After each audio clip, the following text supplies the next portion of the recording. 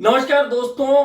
कांग्रेस के नेता और नेता प्रतिपक्ष जो लोकसभा में है राहुल गांधी, वे जैसे ही गुजरात जाते हैं और कांग्रेस के किसी कार्यक्रम में भाषण देते हैं, अचानक उन्हें दिव्य ज्ञान की प्राप्ति हो जाती है। लेकिन जैसे ही वे गुजरात से लौटकर दिल्ली आते हैं या कहीं और जाते हैं, वह दिव्य ज्ञान गायब हो जाता है।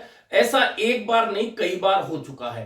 और यह नई बात इसलिए हुई कि अब राहुल गांधी गुजरात के दौरे पर हैं, 2 दिन के दौरे पर हैं और लगातार कोशिश है उनकी किसी भी तरह से गुजरात में कांग्रेस की वापसी कराई जाए। 2027 में गुजरात में चुनाव होने हैं, लेकिन तैयारी पार्टी ने अभी से शुरू कर दी है। यही कारण है कि पार्टी का अधिवेशन भी इस बार 8 और 9 अप्रैल को गुजरात के अहमदाबाद जो राजधानी है वहां होने वाला है। उससे पहले 2 दिन की यात्रा पर राहुल गांधी गुजरात पहुंचे हैं और गुजरात में उन्होंने अपने पार्टी कार्यकर्ताओं को रिचार्ज करने का प्रयास किया है। पिछली बार भी किया था, पिछली बार की बात बाद में करेंगे, लेकिन इस बार हालांकि राहुल गांधी की हिम्मत की दात तो देनी पड़ेगी कि राहुल गांधी बड़ी साफ गोई से उन बातों को स्वीकार कर लेते हैं जो पार्टी के अंदर है। यह अलग बात है वे क्यों मजबूर हो जाते हैं कि जो कमियां उन्हें दिखती है, जिसके बारे में वे खुद जिक्र करते हैं, उन कमियों को दूर नहीं कर पाते हैं। इस बार भी वैसा ही हुआ है। इस बार तो उन्होंने बहुत बड़ी बात कह दी गुजरात में, और उन्होंने एक दिन में 9 बैठकें ली और 9 बैठकों में सबसे महत्वपूर्ण बात यह रही कि उन्होंने वार्ड स्तर तक के कार्यकर्ताओं के साथ 5 बैठकें करी। यानी कि जो पार्टी का वर्कर यह सोचता है कि क्या मैं अपने शीर्ष नेता से मिल सकता हूं, उनके साथ अगर मीटिंग कर रहे हैं तो एक अच्छी शुरुआत कही जा सकती है पार्टी के लिए, पार्टी वर्करों में जोश भरने के लिए। लेकिन बात असल वह है जिस पर राहुल गांधी ने चर्चा की। राहुल गांधी ने बहुत साफ गोई से जो बात की, जो बात बहुत लंबे समय से हो रही है कि आखिरकार गुजरात में कांग्रेस क्यों नहीं जीतती है, तो जो बात आम चर्चाओं में होती वह खुद राहुल गांधी तक पहुंच चुकी है। राहुल गांधी ने शायद लोगों को पहचान भी लिया है और उन्होंने पार्टी के मंच से कह भी दिया है कि गुजरात में 2 तरह के लोग पार्टी में बैठे हैं, संगठन में बैठे हैं। एक वे जो भाजपा से मिले हुए हैं और एक वे जिनके दिल में कांग्रेस है, एक वे जो जनता के लिए लड़ रहे हैं, एक वे जो जिनको जनता से कोई मतलब नहीं, जनता के प्रति उनके पास में कोई आदर सत्कार नहीं है। 2 तरह के लोग हैं। अब ये जो 2 ग्रुप बने हुए हैं उन 2 को छांटना है और 20, 30, 40 लोगों को अगर पार्टी से भी निकालना पड़े तो कोई दिक्कत नहीं है, निकाल दीजिए। लेकिन सबसे महत्वपूर्ण बात यही है कि गुजरात में कांग्रेस के लोग भाजपा से मिले हुए हैं और यह बात कहने में मुझे कहीं कोई शर्म संकोच नहीं है। 30-40 लोगों को बाहर निकालना पड़ा तो कोई दिक्कत नहीं। और बब्बर शेर, उनका एक पैक्ट डायलॉग है कांग्रेस के कार्यकर्ताओं के लिए। बब्बर शेर बहुत सारे बैठे हैं, लेकिन उनके पीछे चैन बंधी हुई है। और चैन इस बात की बंधी हुई है कि वे भी उन नेताओं के साथ गुटों में बटे हुए हैं। हमारे पास बहुत बब्बर शेर हैं और हर स्तर पर हैं, लेकिन पहले उन नेताओं को पहचानना है जो पार्टी में बैठकर भाजपा का काम कर रहे हैं। अरे आप बाहर जाइए, राहुल गांधी कहते हैं आप बाहर जाइए और बाहर जाकर खुलकर बात करिए, भाजपा की बात करिए, भाजपा के लिए काम कीजिए। अब आपका यहां कोई काम नहीं है। यह बात बड़ी साबकोई से राहुल गांधी ने पार्टी के मंच से कही है कि गुजरात की जो लीडरशिप है, गुजरात के जो कार्यकर्ता हैं, गुजरात के जो डिस्ट्रिक्ट प्रेसिडेंट्स हैं, ब्लॉक प्रेसिडेंट्स हैं, उसमें 2 तरीके के लोग हैं। डिवीजन है, डिवीजन है। अभी यहां पे बैठे हुए हैं सब लोग, मगर 2 टाइप के हैं।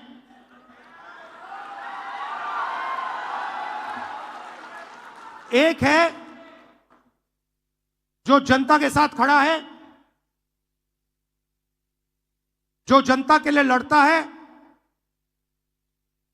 जो जनता की इज्जत करता है और जिसके दिल में कांग्रेस पार्टी की विचारधारा है। और दूसरा है जो जनता से कटा हुआ है, दूर बैठता है, जनता की इज्जत नहीं करता है,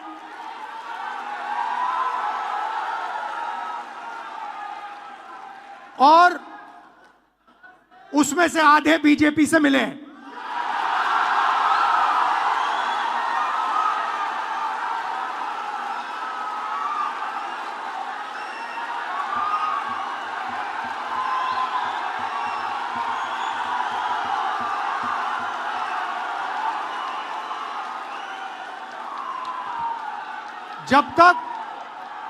जब तक हमने इन दो को क्लियरली अलग नहीं किया, तब तक गुजरात की जनता हम में बिलीव नहीं कर सकती है।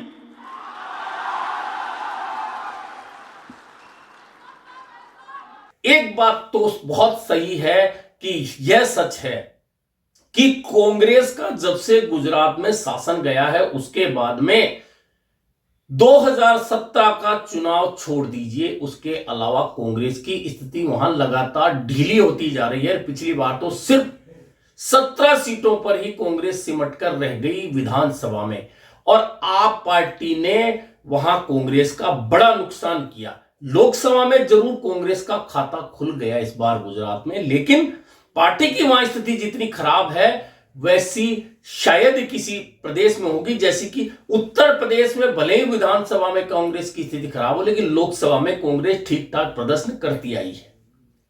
अब राहुल गांधी ये बात बोल रहे हैं कि गुजरात में दो तरह के लोग पार्टी में बैठे हैं, जो लोग भाजपा से मिले हुए हैं। हमें वे कार्यकर्ता चाहिए जिनके दिल में कांग्रेस हो और जिनका हाथ यहां से कटे तो उसमें से कांग्रेस का खून निकले। यह बात जोश भरने के लिए बहुत है, जोश भरा भी, तालियों की गड़गड़ाहट भी आप इस भाषण के साथ में सुन सकते हैं। लेकिन अब बात वही दिव्य ज्ञान वाली।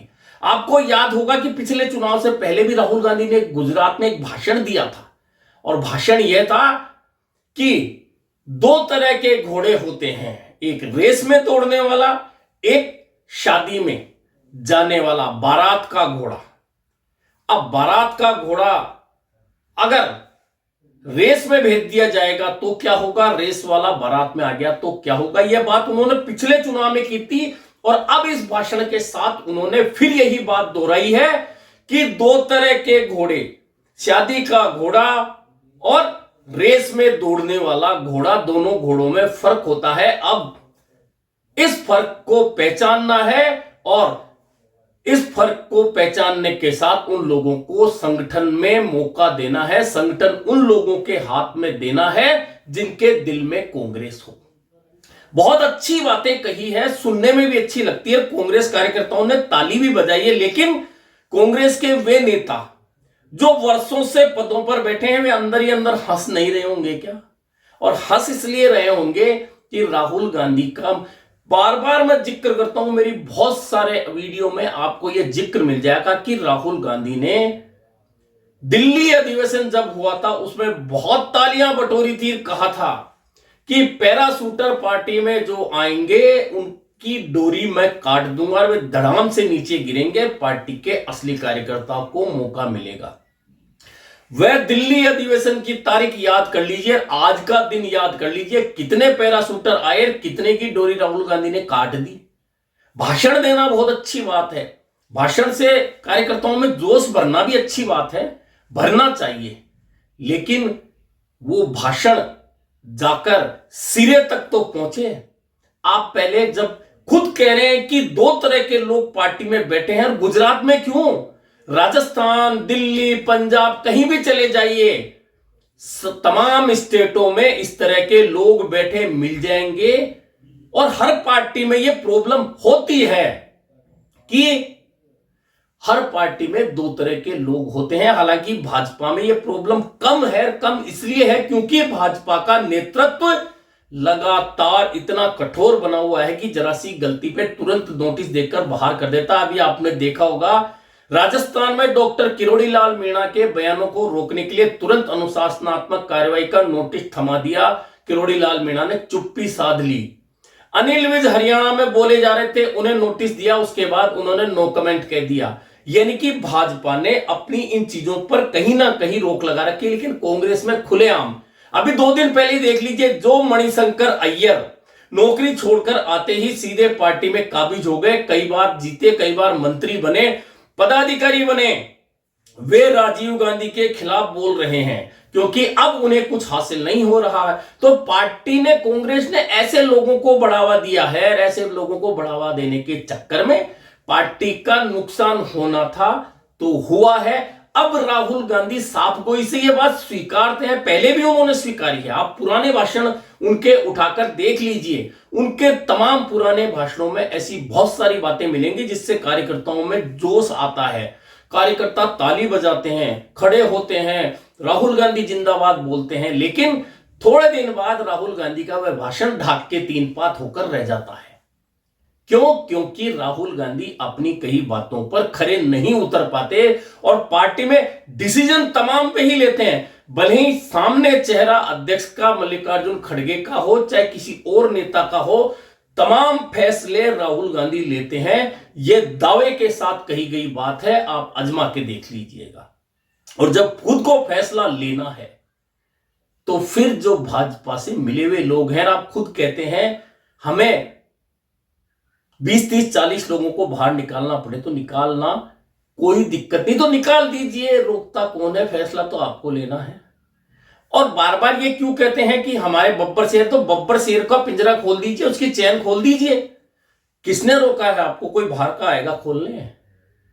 कुल मिलाकर कई बार राहुल गांधी के भाषण सुनने में बहुत अच्छे लगते हैं, लेकिन धरातल पर जब तक नहीं उतरते ना, तो नतीजे जो कांग्रेस को मिलते रहे हैं वो लगातार मिलते रहेंगे आगे भी। जैसे कि हरियाणा में हुआ, जैसा कि दिल्ली में हुआ, जैसा कि महाराष्ट्र में हुआ। अब आप बातें ही करते रहेंगे और नतीजा नहीं निकालेंगे तो फिर आपके इन भाषणों का मतलब क्या है? अब राहुल गांधी कहते हैं कि मुझे यह स्वीकारने में कहीं दिक्कत नहीं है, मुझे कोई शर्म नहीं है, करनी भी नहीं चाहिए। यह आपके हिम्मत की दाद देने की बात है कि आप अपनी पार्टी की इन कमियों को स्वीकार कर रहे हैं, वरना तो नेता स्वीकारते ही नहीं है। यहां तो चुनाव हारने के बाद भी नेता कहते हैं कि हम हार कैसे गए, हमें पता ही नहीं चला।